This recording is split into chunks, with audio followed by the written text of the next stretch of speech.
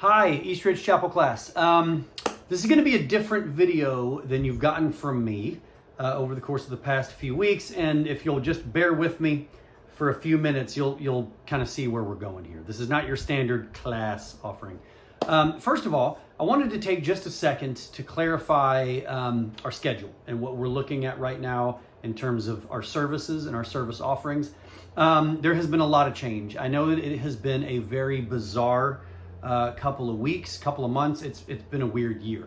But over the course of the last few weeks, we've been moving towards adding stuff to the calendar. And we're doing that because cases have come down, vaccinations have gone up, confidence has gone up. And so we wanted to respond as a church family. We wanted to respond in an appropriate way.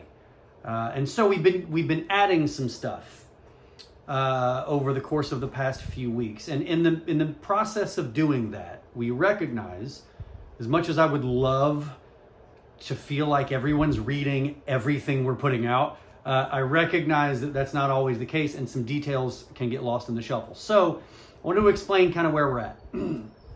At the moment, beginning as of last week and going through Mother's Day, so there's a stretch of like 6 or 7 weeks in there, we are going to be meeting for outdoor Rise and Shine service every Sunday morning. So if you want weather permitting, if you want to come and worship outside every Sunday morning, that is an option now. This is the first time we've done it that way. It's been every other week. As of last week, we're going to do it every week until Mother's Day. Along with that, we're going to be doing kids classes. So we've been on that schedule now since January, where kids are back in class. I want to just remind you and reiterate that we realize having a limited class offering where it's only kids and only their parents is really a struggle for some people, because if you don't fall into one of those two categories at the moment, there's not an in-person offering for you. I beg your understanding of the fact that the viral situation was very different with kids. And so in January, we felt confident starting this process of having kids back in Sunday school. And it's gone really well. It's been great. And so we're slowly, surely, and intentionally trying to add things as we're able to. And what we've added up to this point is those kids' classes are now being offered every Sunday morning.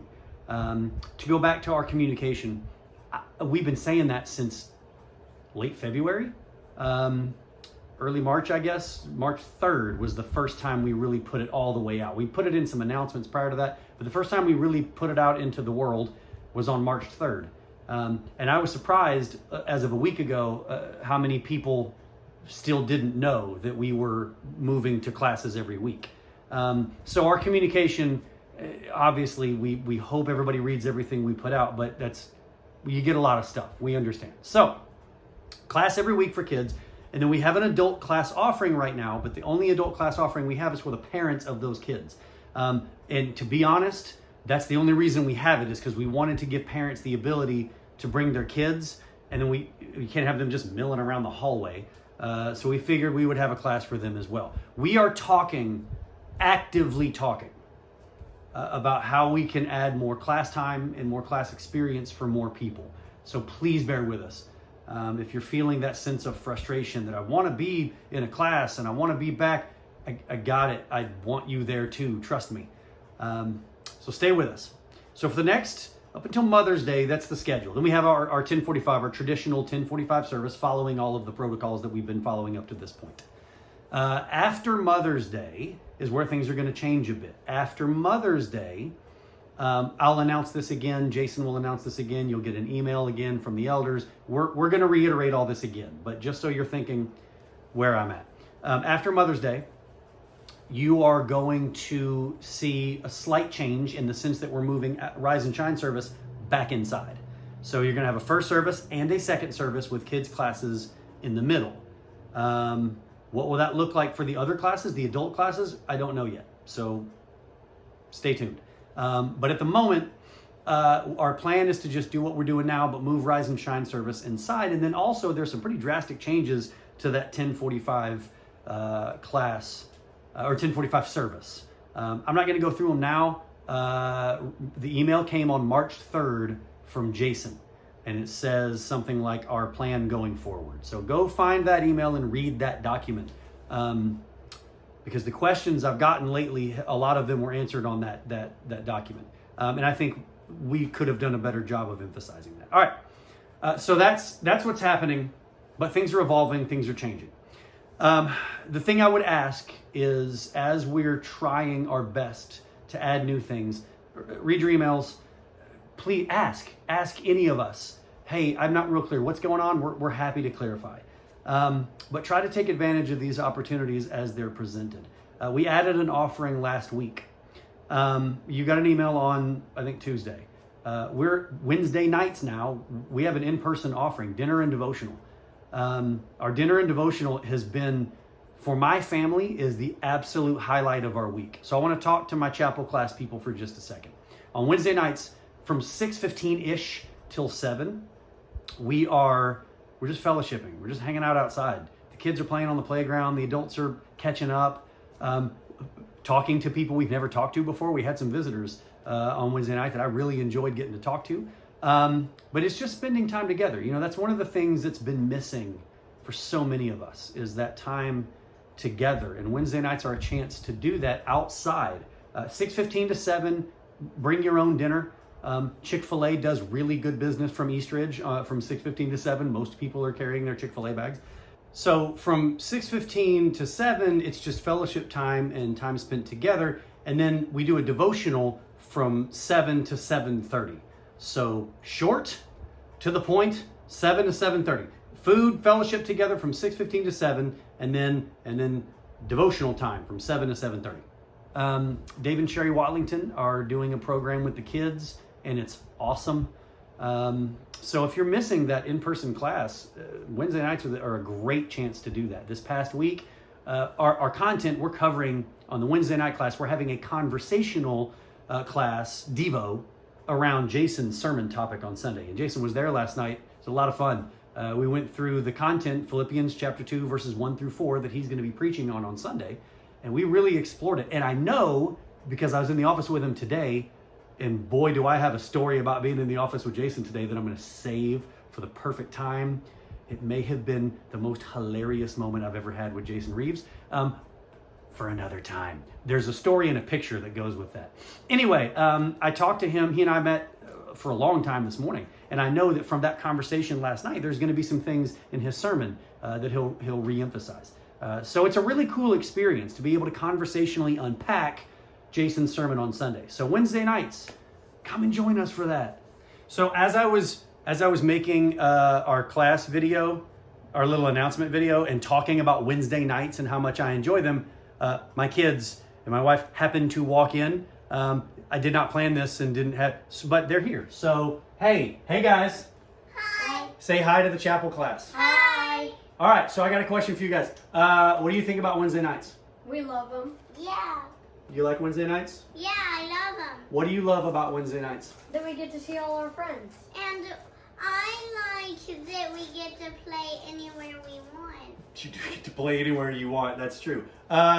Should the people who see our video, should they come to Wednesday nights to hang out with us? Yes. Why? Because it's fun. Yeah.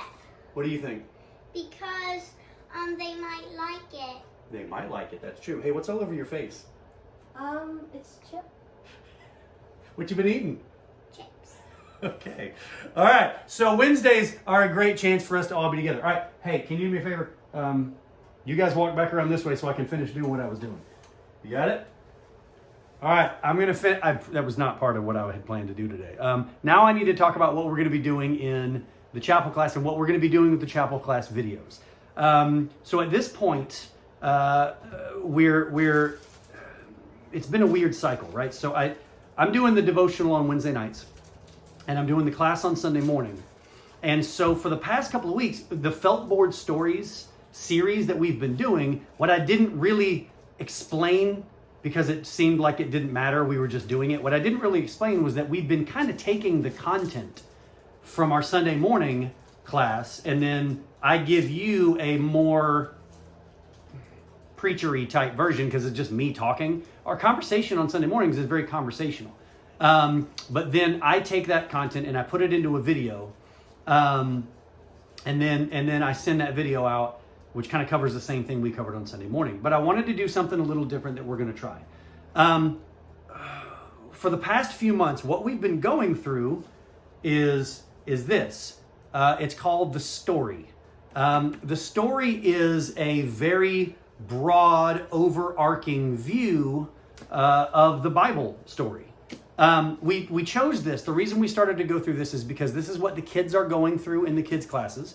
And so we wanted to go through it as the adult classes for two reasons. One, because it's a rare opportunity for us to all be on the same page. The kids are doing the same thing we're doing. So part of our dialogue every single Sunday is, here's what your kids just got in class. Now let's talk about how us as adults can relay these messages to our kids. So that's the first reason. The second reason is because there's a lot of people who just haven't been in our church building in a long time. And we figured if we're going to be bringing classes back, why not just start with the Bible story? So we started in Genesis and we've been moving forward. If you've been watching our Feltboard Stories series, you'll notice we started with creation, moved in, had a 2-week series on Adam and Eve, and then we weirdly had to change because we had Easter that was thrown in there, but that's not the point. All right, over these next few weeks, here's what I would like to do. I want to bring those of you who are still at home back into the chapel class in kind of a digital way. I had considered Zooming that class, but I despised that idea. What you end up doing when you're doing a live in-person thing with a Zoom, what you end up doing is all of the live people are just watching you Zoom. And I didn't want to do that. So, or people at home are watching and not being interacted with at all, and the people in the classroom, you get the point. It's hard to do both at the same time. So I didn't like the idea of Zooming it. Also, we're having 2 services now. So we have our early service outside and our late service inside. Honestly, I'm hoping that there's not many people at home to Zoom with. I'm hoping that you're here. So I didn't want to do Zoom. So instead, beginning this week, I'm going to video myself in the chapel class, and then I'm going to upload that video and send it out at the beginning of the week. And that also does something else it's important to me. And that is to reestablish our in-person experience. Don't get me wrong. I love the fact that we live in a day and age where it is possible for us to engage with our people digitally. But I don't want us to get so comfortable with that we neglect our in-person experience and replace it with a digital one. That's not enough. It's not fulfilling our calling, and it leaves out the massive spiritual family component of what we are called to be as Christians.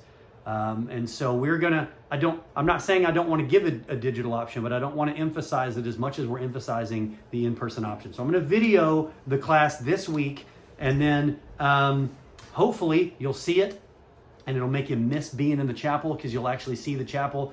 Hopefully you'll miss it, and you'll want to get back. And if you've got kids, you'll think, okay, yeah, you know what? Let's bring them back because I really want to be a part of that class. And if you don't have kids, hopefully you'll be chomping at the bit, waiting to get back as soon as we're able to do that. It's champing, right? Is it champing or chomping? It's chomping. I think it's champing. It's horses. It's a horse reference.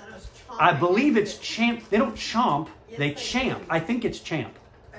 I'm talking to my wife. All of the horses. She's the horse person in the family. All the horses I work with have champed. None of them have ever chomped. I need somebody to shoot me a text or an email. It's champ. It's champing at the bit.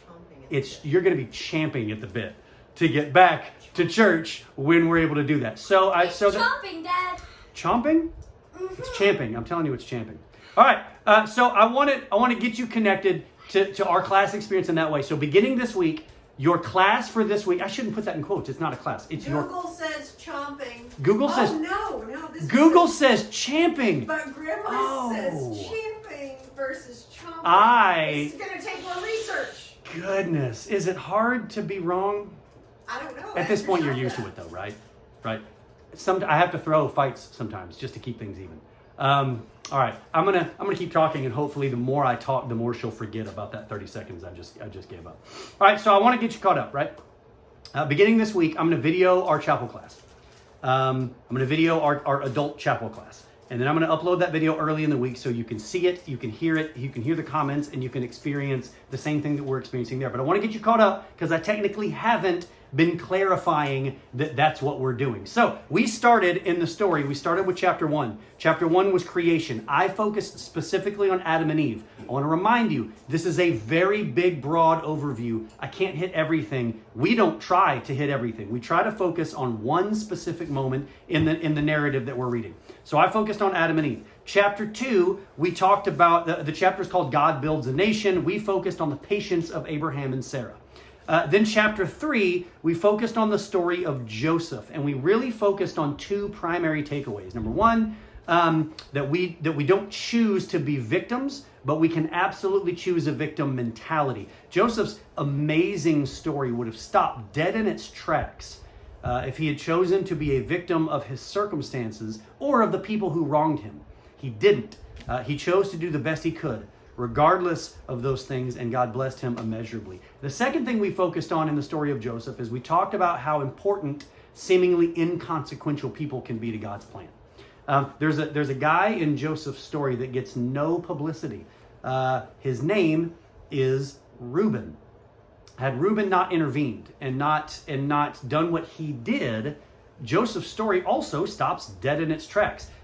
So Joseph's brothers, in the very beginning of his story, when they were jealous of him and they wanted vengeance against him, their first inclination was to kill him. We know that that's what they wanted to do, and then those of us who've read the story, you should read this part if it's been a while. He ends up being sold by his brothers into slavery, but the reason he is not killed instantly the first time is because of Reuben. In Genesis chapter 37, verses 21 through 22, 21 and 22, I'm going to read it for you because we're recapping everything. But when Reuben heard it, he rescued him out of their hands, saying, "Let us not take his life." And Reuben said to them, "Shed no blood. Throw him into this pit here in the wilderness, but do not lay a hand on him." Reuben steps in. And he steps in because he wanted to rescue him out of their hands and bring him back to his father. He was trying to do the right thing. He was bold, not as bold as he could have been, but he was bold. Reuben saves Joseph, and as a result, Joseph's story is allowed to continue. Does Reuben get his own flannel graph story? No. Does he get animated cartoons made about him, like the Prince of Egypt? No. He gets a sandwich, a Reuben sandwich. See, if we'd done this in person, you'd have laughed at that. It's not as funny when it's on a video, is it? No, he gets a sandwich, the Reuben sandwich. He plays a vital role, and it's an overlooked part of Joseph's story. Like most of us. Most of us are easily overlooked in the gospel story. We're not on billboards. We're not delivering powerful messages and sermons. We're not podcasting. We're not writing or baptizing the masses. Most of us are just looking for the moments to step into the role that God has for us and then trying our best not to mess it up. And so if you feel overlooked, it doesn't mean that you are overlooked. You may be playing a crucial, vital role. It may not be in bright lights, but it doesn't mean that it's not important. All right, so that's it. That's all we've covered so far in the Bible story. So we're up to chapter 4 now. The Israelites being freed from Egyptian captivity, which means this week we are going to focus on Moses. And I'm going to zero in on one specific moment in Moses' story. And actually, we're going to go back to some of those same themes that I just hit on with Joseph. So be looking at your inbox early this week to join us in this conversation. If you've got kids who can be in our kids program or in our youth group, then please join us in person. If you don't, I'm with you, and I'm trying my best to ensure we have something for you as well very, very, very soon. But be looking at your inbox. As a side note, I told you that this is what we're using as kind of the guidepost for some of our conversations. It's helping us kind of chronologically, it's helping us put together what we're putting together. And the curriculum for the kids is kind of an important part of that. But many of you have wanted to go through the Bible story, maybe your entire life, going through the story part, so that you understand how the overarching story of God looks in the Bible. And you see the story focuses pretty heavy on the upper story and the lower story. So God's story is the upper story of God's quest to redeem his people, and the Bible being that laid out for us. And then the lower story is in what's actually happening with the people. So we're trying to focus on both of those stories. If this is something you've wanted to do, man, join us. Go get a copy of the book. Read the first couple of chapters. It's the Bible, but it is the narrative. It's the story, which I realize is the name of the. You got it. All right. So follow along with us. Maybe some of you who've wanted to do this, read the first 4 chapters. It's not that much stuff. Read the first 4 chapters and you'll be caught up. And then we're going to go a chapter a week. So you're going to have to stay with me. All right. That's all. How can I turn announcements into 20 minutes? I expected this video to be 5 minutes. My kids showed up. My wife showed up. That's the problem. All right. I got to go. I'm coming.